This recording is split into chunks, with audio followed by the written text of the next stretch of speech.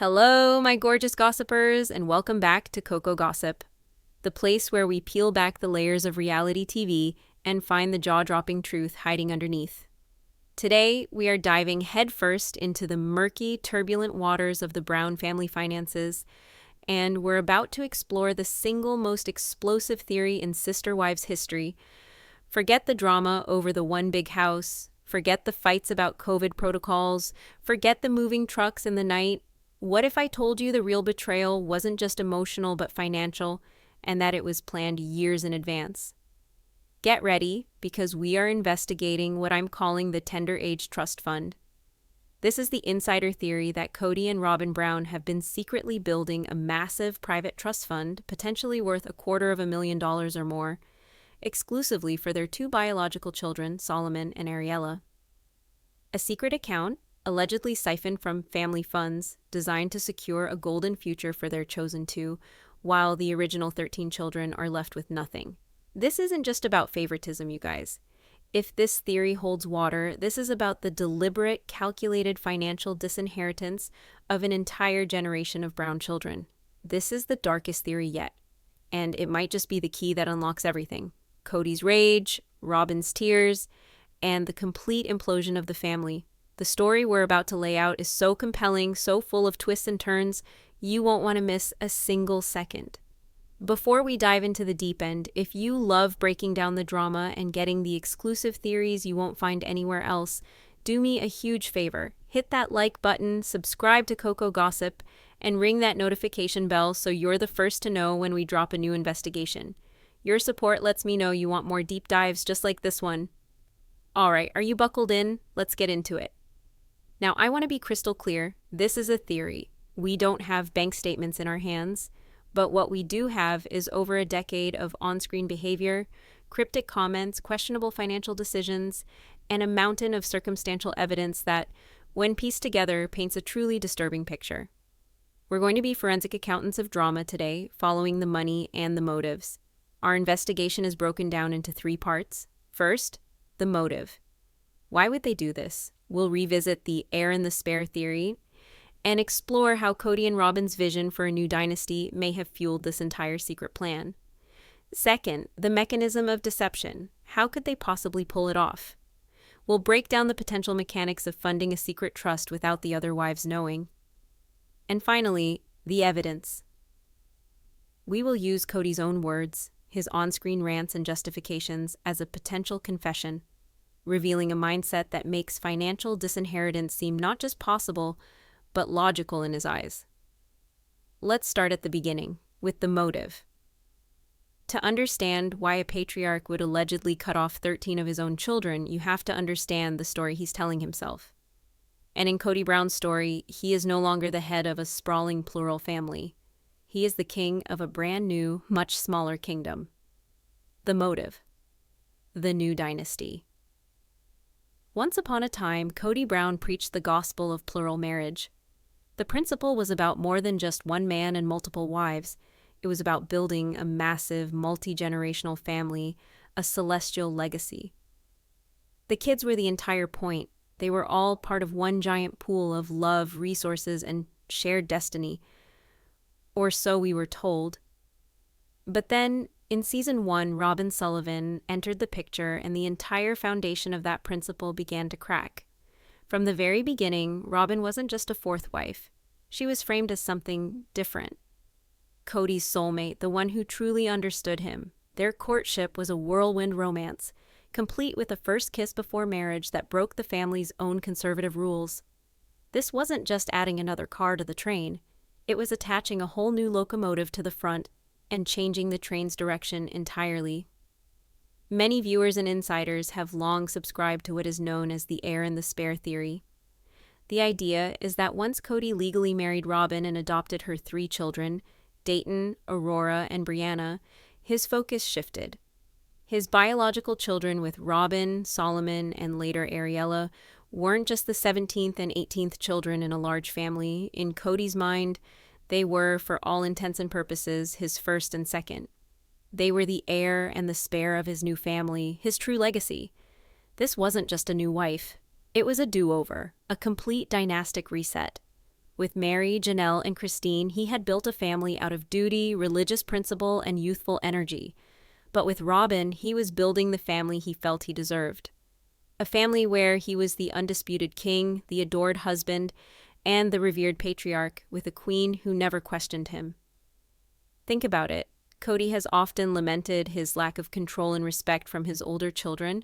They grew up in a different system, one where their mothers had more autonomy, and they developed independent, strong personalities. They challenged him, they had opinions, they remembered the times before the television show, before the money, before the big moves. They held him accountable to the past. But Solomon and Ariella, they have known nothing but a world where Kody and Robyn are the absolute center of the universe. Their primary experience of family is their nuclear unit. They were raised in the bubble of the Flagstaff mansion, shielded from the other mothers and siblings, especially during the pandemic. Kody's infamous phrase, "the tender-aged children," wasn't just a slip of the tongue. It was a Freudian slip of the highest order. It was a verbal demarcation, drawing a thick, bold line between his children with Robyn and everyone else. The other children were old enough to have their own lives, their own thoughts, their own disloyalty. But Saul and Ari were the pure, untainted legacy. They were the future of the Brown name as Kody and Robyn envisioned it. And in any dynasty, what is the single most important thing you give your heirs? You secure their future. You provide them with the resources, the power, and the wealth to carry the family name forward. You give them an inheritance. This is where the trust fund theory clicks into place. If you believe that your true legacy lies with only 2 of your 18 children, it stands to reason that you would move heaven and earth to ensure their financial security, even and perhaps especially at the expense of the others. Why would you dilute the inheritance by splitting it 18 ways when, in your heart, you only have 2 true heirs? This isn't about simple favoritism like buying one kid a better Christmas present. This is about dynastic planning. It's a long-term strategy. The OG-13 in this worldview are not part of the future dynasty. They are relics of a past life, a failed experiment in plural marriage. They are, from a cold financial perspective, liabilities. They represent emotional baggage, child support payments in the past, and future requests for wedding funds or down payments on houses. But a trust fund for Solomon and Ariella, that's an asset. It's a clean, controlled, and secret way to build a nest egg that bypasses all the messiness of the larger family. It ensures that the money earned during the family's peak television fame goes directly to the children of the peak television wife. It's a golden parachute for the new dynasty. This motive isn't born out of a sudden flash of anger. The theory suggests this has been a slow burn, a decade-long financial pivot that mirrors the decade-long emotional pivot we've all witnessed on our screens. Every time Kody spent an extra night at Robyn's, every holiday they manipulated to center their own nuclear family, every business decision that seemed to benefit them more than anyone else, it all can be seen as laying the groundwork for this ultimate act of financial separation. The motive is cold, it's calculating, and it's deeply rooted in Kody's evolving self-perception. He's not the patriarch of the Brown family anymore. He's the CEO of Kody and Robyn Inc., and he's making sure his chosen successors are well taken care of. The mechanism of deception. Okay, so if the motive is to build a new dynasty, the next question is the big one. How? How could Kody and Robyn possibly siphon off hundreds of thousands of dollars over the years without the other wives, especially financially savvy Janelle, catching on? This is where the theory gets really interesting, because the Brown family's notoriously opaque and chaotic financial structure provides the perfect cover for this kind of alleged deception. Let's become forensic accountants for a moment and dissect how this could have been engineered. Step 1. Control the central hub of income. The primary source of the Brown family's wealth for the last decade has been their TLC contract for sister wives.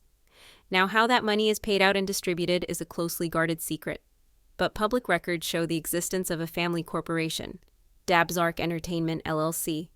The name itself is an acronym of the adults, Dayton, Aurora, Brianna, Solomon, Ariella, Robyn, Kody. Notice anything? The OG wives and OG kids are nowhere in that name.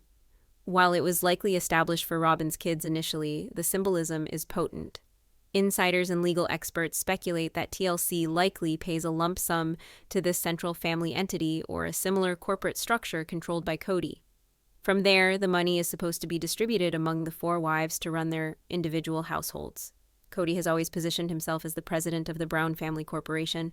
He makes the final calls, he signs the checks, he moves the money. This centralized control is absolutely critical. If each wife received a separate direct payment from TLC, it would be much harder to skim. But with a central pot, the person holding the ladle has all the power.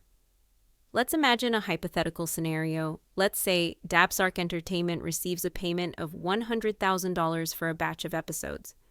Kody, as the manager of the LLC, is the one who then transfers funds to Mary, Janelle, and Christine. He could tell them, hey, after taxes, business expenses, and paying down some family debt on Coyote Pass, here's your share. He could easily, hypothetically, underreport the total income or overinflate the expenses. Oh, the production insurance went up this year. We had to pay a retainer for the family lawyer. There was a huge tax bill we had to settle. Who would question him? For years, he was the unquestioned patriarch. The women were conditioned to trust his leadership, especially in financial matters. Janelle might have been good with budgets for her own household, but was she ever given full, transparent access to the top-line numbers of the entire family corporation? Based on her recent comments about her financial instability, it seems highly unlikely. She was managing an allowance, not auditing the company books. Step 2. The skimming process. A little off the top. A $250,000 trust fund sounds like a massive, impossible number to hide. But the key to this theory is that it wouldn't have been funded all at once. It would be a death by 1,000 cuts. The most effective way to skim is to take small, regular amounts that are unlikely to be noticed. Let's do some simple math. To accumulate $250,000 over, say, 10 years, roughly the time Solomon has been alive, you would need to set aside $25,000 a year. That breaks down to just over $2,000 a month. Now, in the context of a family earning hundreds of thousands of dollars a year from a hit TV show, is a couple $1,000s a month a noticeable amount?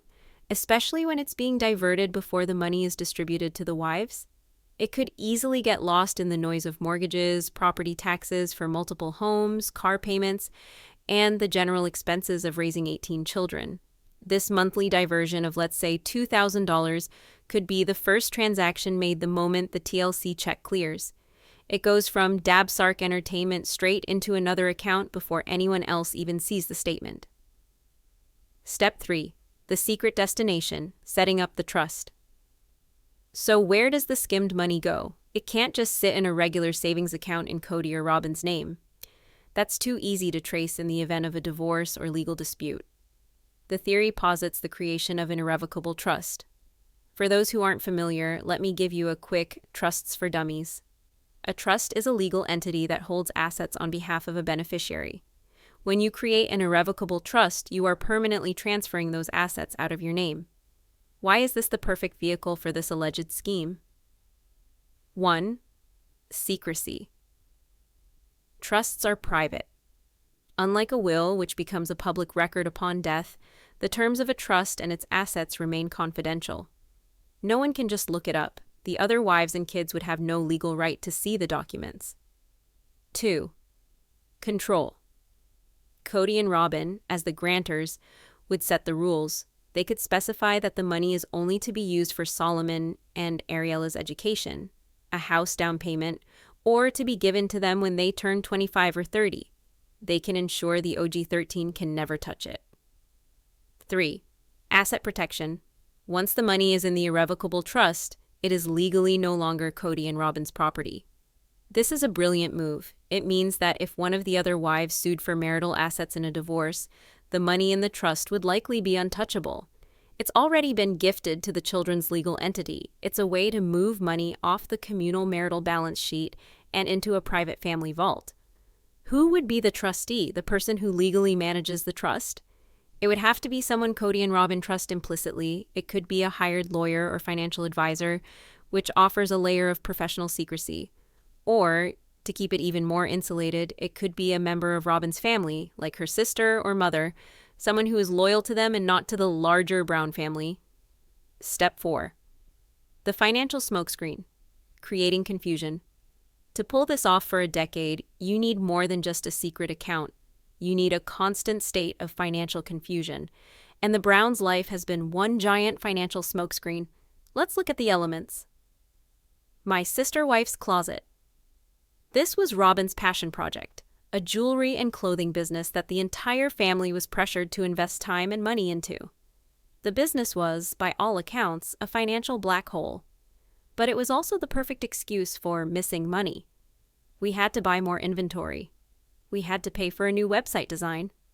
Sales are down, so we need to inject more capital.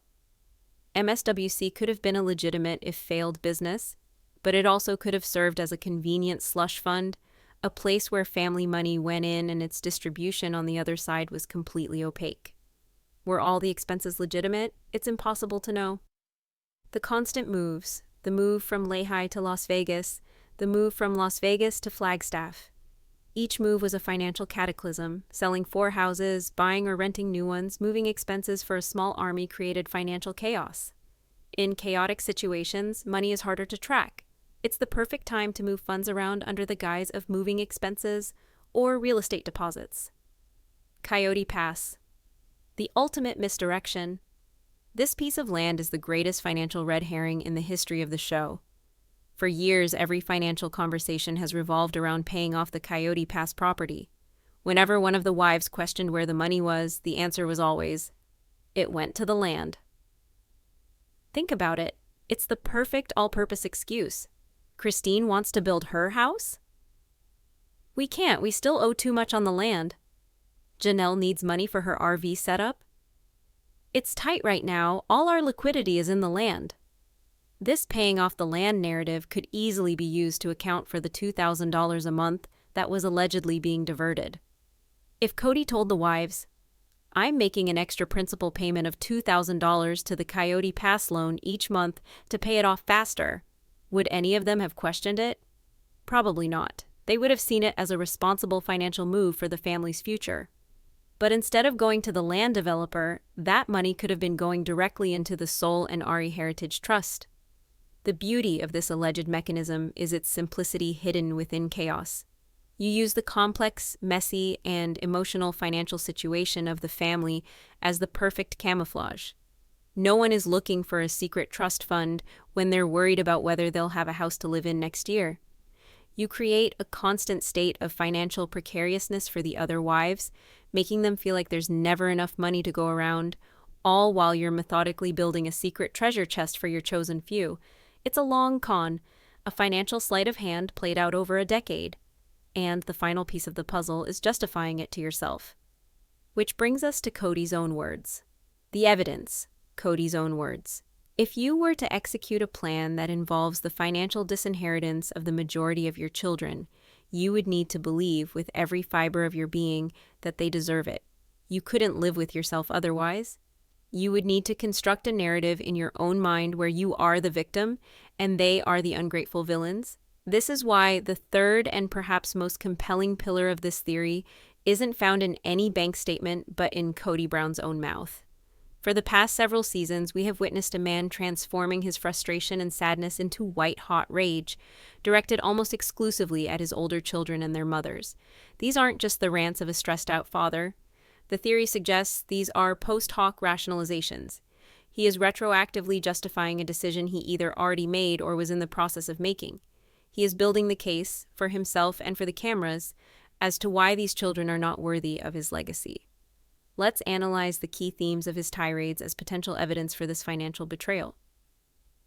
The obsession with loyalty and respect. Kody's number one complaint is about loyalty. He feels his older children, particularly the boys, have betrayed him. They challenged his authority during the COVID pandemic.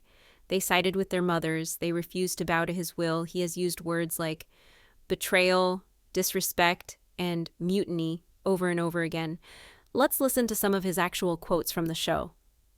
I've got children that I'm estranged from, that I have been working to build a relationship with, but they are not respecting me.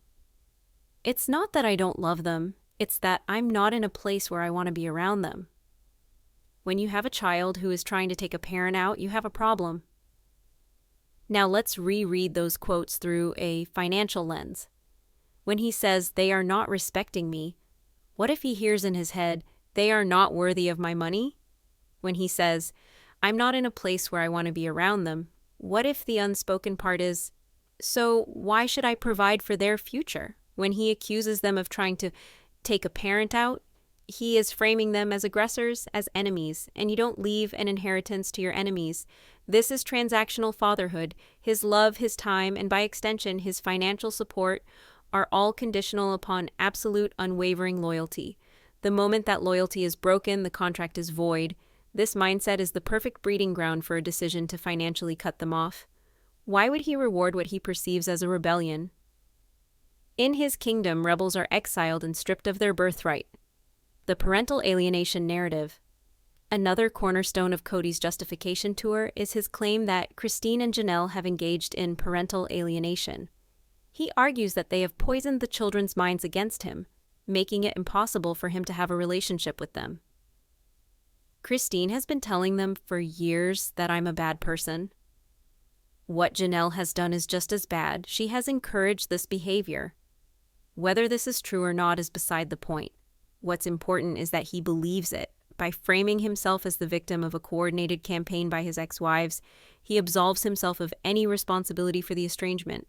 And more importantly, it allows him to rationalize punishing the children for their mother's perceived sins. In this narrative, the OG-13 are not his children anymore. They are Christine's children and Janelle's children. They belong to the enemy camp. Why on earth would he fund the enemy? Why would he leave a legacy to children who have been stolen from him? His financial responsibility, in his mind, may have ended when his marital relationship with their mothers ended. His only remaining true family, the one he is financially and emotionally bound to, is Robyn and her children. Therefore, it becomes not just a choice, but a duty to consolidate his resources and pour them into the family that has remained loyal. The trust fund, in this light, isn't an act of betrayal against the OG-13. It's an act of loyalty to Robyn, Sol, and Ari. The contrast: unconditional love for the tender-aged. The most damning evidence often lies in the contrast. While Kody is on screen screaming about his ungrateful older kids, we see a completely different man with Solomon and Ariella. He is patient, doting, and fiercely protective. He never ever speaks of them needing to earn his love or respect his patriarchy. Their place in his heart is absolute and unconditional. When he talks about their future, it's with a sense of profound responsibility. He wants to give them the world. When he talks about the OG kids' futures, it's often in terms of their own responsibility to themselves. "They're adults now," is a common refrain. This stark difference in attitude is the emotional bedrock of the trust fund theory. He is essentially running two separate family systems with two different sets of rules. Esta es family system. A. The OG-13. Love is conditional. Respect must be earned. Financial support is a reward for loyalty, not a birthright. They are adults who need to make their own way in the world. Family system. B. Sol and Ari. Love is unconditional. Their role is to be cherished and protected. Financial security is their birthright, a foundational duty of their father. If you operate with this emotional dual system, a financial dual system is the next logical step. You have the communal family pot, which is for show, a dwindling resource that everyone has to fight over. And then you have the private, protected, and growing treasure chest, reserved exclusively for the children of family system B. Kody's anger isn't just a symptom of the family falling apart, it is the justification. Every time he rants on television, he is essentially reading the preamble to the bylaws of the secret trust. He is telling the world and himself exactly why this is happening. Why should I leave anything to kids who hate me? This isn't a rhetorical question. It may be the literal financial principle upon which he has restructured his entire legacy. He has appointed himself judge, jury, and executioner of his children's inheritance, and through his on-screen fury, we are all witnesses to him reading the verdict. The verdict seems to be guilty of disloyalty, with a sentence of being written out of the will. The motive is clear. The mechanism is plausible. and the justification has been broadcast on international television for years.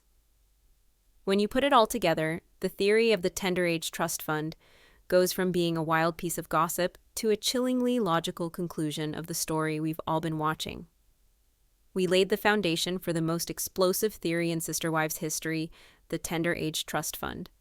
We established the powerful motive, Kody and Robyn's desire to create a new dynasty with Solomon and Ariella as their sole heirs. We broke down the chillingly plausible mechanism of how they could have secretly siphoned family funds for over a decade. And we listened to Kody's own words, framing his on-screen rage as a public justification for disinheriting the children he deemed disloyal. If you missed part 1, pause this video right now and go watch it. The link is in the description below because you need the full context for what's coming next. Because now we turn to the new reports that have recently surfaced. The whispers from inside the Flagstaff bubble that take this from a compelling theory to a terrifyingly detailed possibility. As you know, here at COCO Gossip, we have sources. We protect them, but we listen to them. And in the past few weeks, a source, someone will call the Flagstaff financier for their protection, a person with alleged past professional ties to the Brown family's financial dealings, has come forward with information that adds a shocking new layer to the story. This is our fake but feels real news update, an exclusive theory from an insider that, if true, changes everything. Again, we cannot independently verify this, but the details are too specific and too aligned with the evidence to ignore. Are you ready to hear what they had to say? The Insider Report, the Solomon and Ariella Legacy Trust. According to our source, the Flagstaff financier, the concept of a private trust wasn't just a vague idea, it was a specific planned financial instrument. The source alleges that discussions took place years ago, around the time the family was settling in Flagstaff, about long-term legacy planning. However, these discussions were reportedly held exclusively between Kody, Robyn, and a legal advisor, without the knowledge of Mary, Janelle, or Christine. The source claims the official name discussed for this entity was the Solomon and Ariella Brown Family Legacy Trust. Just let that sink in, not the Brown Family Children's Trust, not an educational fund for all 18 kids, a specific named entity designed to benefit only 2. This wasn't a financial tool for the family, it was a lifeboat for a chosen few, built while the main ship was deliberately being steered toward an iceberg. The Flagstaff financier alleges the initial funding goal was, in fact, the $250,000 figure we've been discussing. This was seen as a seed amount to be built through small, consistent diversions from the primary family income streams, the TLC checks, and any other jointly owned business revenue. The source confirms our theory about the mechanism, skimming small amounts before the money was distributed to the other wives, making the diversions nearly impossible to trace from the outside. But here's the most devastating new detail from our insider. The trust was allegedly designed to hold more than just cash. It was structured to be the beneficiary of assets.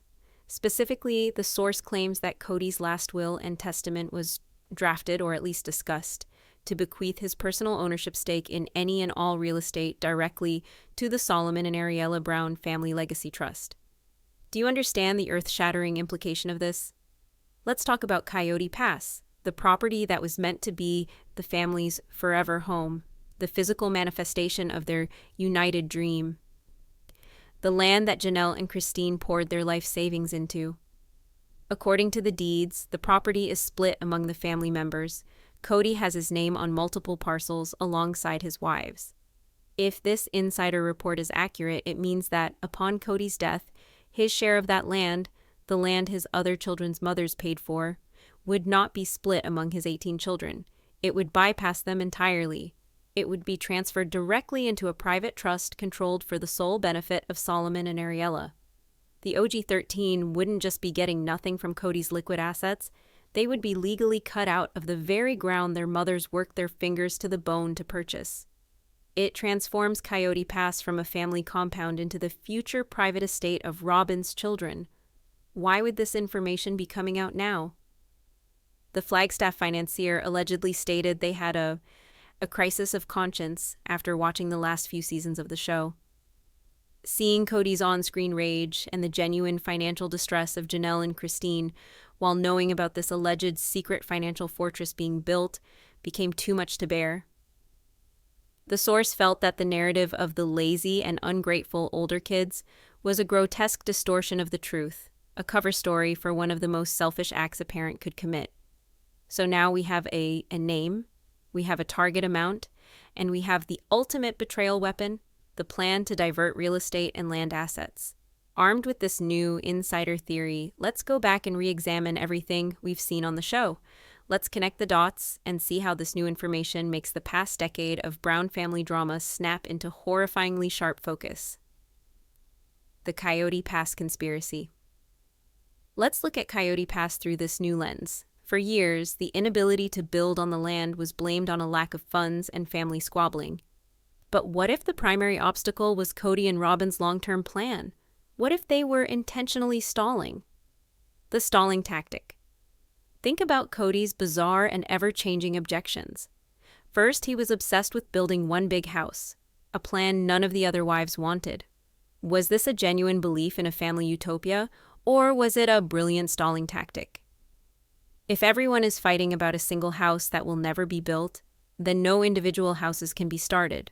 The land remains undeveloped, its ownership structure intact and ready for the future trust.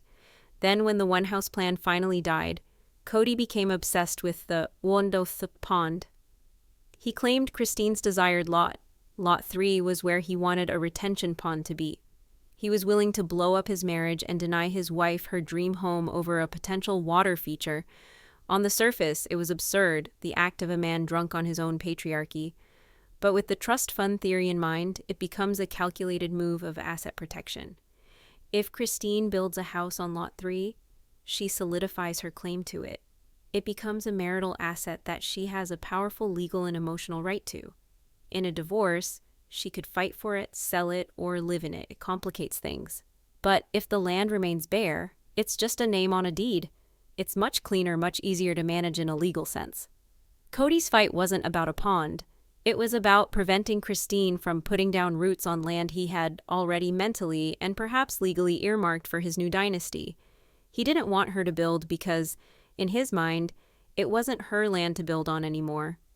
It was a future asset for Sol and Ari. Janelle's RV nightmare. Now consider Janelle. Practical, financially minded Janelle. Her solution was simple. Move onto the land in an RV, save money, and start developing the infrastructure. It was the most logical plan anyone in the family had. And how did Kody react? With contempt and obstruction. He fought her on it. He complained about the logistics. He barely visited. He made it clear that her living on the land was an inconvenience to him. Why seeking? If the goal was to pay off the land and build a family compound, her move was a massive step forward. But if the land is a future asset for the legacy trust, Janelle's presence is a problem. She is a homesteader on property that isn't meant for her. She is a visible, physical reminder of a competing claim to the land. By making her life in the RV so miserable, by refusing to help her create a comfortable setup, he was effectively trying to push her off the property. He wanted the land to remain an empty, abstract investment, not a home for one of his original wives. Every argument over water lines and septic tanks wasn't about logistics. It was about discouraging her from establishing a permanent presence. Robyn's rental property. Comment. And then there's Robyn. Remember her musings about the lots? She talked about not just building her mansion, but about the other lots being potential rental properties down the line. At the time, it seemed like a bizarre, out-of-touch comment. The family is broke and can't even build their own homes, and she's fantasizing about being a landlord. But through the trust fund lens, it makes perfect, chilling sense. If the trust is set to inherit Kody's share of the land, and if the other wives eventually give up and leave, who ends up with the property? The trust. And what does a trust do with assets like land? It makes them profitable for the beneficiaries. Building rental properties on the lots that once belonged to Mary Janelle and Christine is the ultimate financial victory. It's the final act of colonization. Robyn wasn't just daydreaming. She was, perhaps, verbalizing the long-term business plan for her children's inheritance. The fight over Coyote Pass was never just about 5 lots of dirt. It was the battleground for the soul and the wealth of the Brown family. And, according to this theory, Kody and Robyn were playing a completely different game than everyone else. While the OG wives were playing checkers, trying to get their own king in a corner. Kody and Robyn were playing a decade-long game of Monopoly, and they had no intention of letting anyone else own property on their board. The architect of favor, Robyn's role. It is very easy to cast Kody as the sole villain in this story. His anger and his ego are front and center. But the trust fund theory suggests a much more complex and collaborative dynamic. It posits that Robyn wasn't just a passive beneficiary of Kody's favoritism, but potentially the co-architect of this entire financial strategy. Let's be clear, Robyn is smart. She has always been acutely aware of her and her children's financial security. From day one, she pushed for legal marriage and for Kody to adopt her children, securing their legal status and inheritance rights. These were savvy, strategic moves to protect her branch of the family. Why would that strategic thinking stop there? The narrative of victimhood. Robyn's primary defense mechanism is her performance of perpetual victimhood. She is always the one who sacrificed the most for the family. She gave up her monogamous dream. She suffers because the family isn't together. Her constant tears are a powerful tool. They deflect criticism and position her as the emotional heart of the family, the one who just wants everyone to get along. But what if this narrative is also a form of financial camouflage? It's hard to accuse a crying woman of being a calculating financial mastermind. Her tears create a smokescreen. While she is publicly mourning the loss of the big happy family, she is, according to this theory, privately helping to build a financial fortress for her own small happy family. Every tear shed for the crumbling family distracts from the foundation being laid for her new dynasty. Think about her famous line, I just wanted to sit on a porch with my sister wives and watch our grandkids play. It's a beautiful, folksy image, but her actions don't line up with that vision. Her actions have consistently isolated her and Kody, consolidated resources, and prioritized her children's comfort above all else. The porch vision is a lovely piece of public relations, but the trust fund theory suggests the real vision was a bank vault. The hoarding of Kody's time and resources. Robyn successfully monopolized the family's most valuable asset, Kody himself, his time, his energy, his emotional bandwidth, and, by extension, his financial focus. By enforcing draconian COVID rules that only her family could perfectly adhere to, she created a scenario where Kody was physically unable to be a husband or father to anyone else. This wasn't just about health and safety, it was the final phase of a decade-long consolidation of power. For 2 years, she had Kody and the family income he controlled all to herself. This was the perfect incubation period to finalize and accelerate funding for a secret trust. There were no other wives at the dinner table questioning expenses. There were no older kids coming over, seeing the packages arrive, or sensing the shift in financial priorities. It was just Kody, Robyn, and their 5 kids in their $1 million fortress, completely insulated from the financial realities of the rest of the family. The why behind Robyn's actions. Why would she do this? Is it pure greed? Maybe, but it could also be rooted in a deep-seated insecurity. Robyn entered the family as the 4th wife, an outsider. She saw firsthand the financial precarity of plural marriage. She saw how Mary was cast aside, how Christine was unhappy, how Janelle had to be scrappy to survive. Perhaps she looked at that system and said, no, not for me, not for my kids. Her goal may have been to ensure that her children would never be in the vulnerable position that the OG-13 were in, dependent on the whims of a volatile patriarch and a dwindling communal pot. So she created her own system, a secret system. The trust fund isn't just an act of greed, it's an act of supreme self-preservation. It's Robyn ensuring that no matter what happens to Kody, no matter what happens to the show or the family, her children, her tender-aged children, will be secure. They will have the down payment for a house, they will have the college tuition, they will have the startup capital for a business, they will have the advantages that the OG-13 could only dream of. In this interpretation, Robyn is not the homewrecker. That's too simple. She is the quiet, brilliant, and utterly ruthless queen who, while the king raged and stormed the castle walls, was secretly tunneling the royal treasure out the back and into a vault that only her children would have the key to. A tale of 2 families. Poverty versus secret wealth. The most heartbreaking evidence for the trust fund theory is not in what Kody and Robyn have, but in what the other wives and their children have gone without. If you watch the show as a story of two coexisting but separate financial realities, the picture becomes devastatingly clear. Ysabel's surgery, the smoking gun. Let's talk about Ysabel's scoliosis surgery. This is, for many viewers, the point of no return. Christine had to fight, beg, and plead with Kody to get their daughter a life-changing, medically necessary surgery. Kody's primary objection? The timing, the travel, the COVID risk. But a huge undercurrent was the cost. The family's insurance wasn't covering the specialist they wanted, and it was a massive out-of-pocket expense. Christine, a mother desperate to end her child's pain, was forced to launch online fundraisers. She sold LuLaRoe leggings with a fervor, begging her followers to help her raise the $50,000 needed for the procedure. Now place this event in the timeline of our theory. At the very moment Christine is publicly crowdfunding her daughter's essential medical care, Kody and Robyn are allegedly making their secret monthly deposits. Let's say it's $2,000 a month. That's $24,000 a year. Over several years, they could have easily had more than enough sitting in that secret trust to cover the entire cost of the surgery without blinking. The money was there. It was just reserved for a different purpose. It was reserved for the legacy trust. The decision not to help Ysabel more, viewed through this lens, wasn't just about Kody's control issues or COVID fears. It was a cold, hard financial decision. Unlocking the secret funds for one of Christine's kids would set a precedent. It would expose the secret. So, it was better to let Christine struggle, to let Ysabel suffer, than to compromise the financial security of the new dynasty. It is, without a doubt, one of the most monstrously cruel possibilities in this entire saga. Janelle's financial freefall. Then we have Janelle, the financial rock of the family for decades. She worked, she saved, she was the practical one. Yet, after her separation from Kody, she revealed a shocking level of financial instability.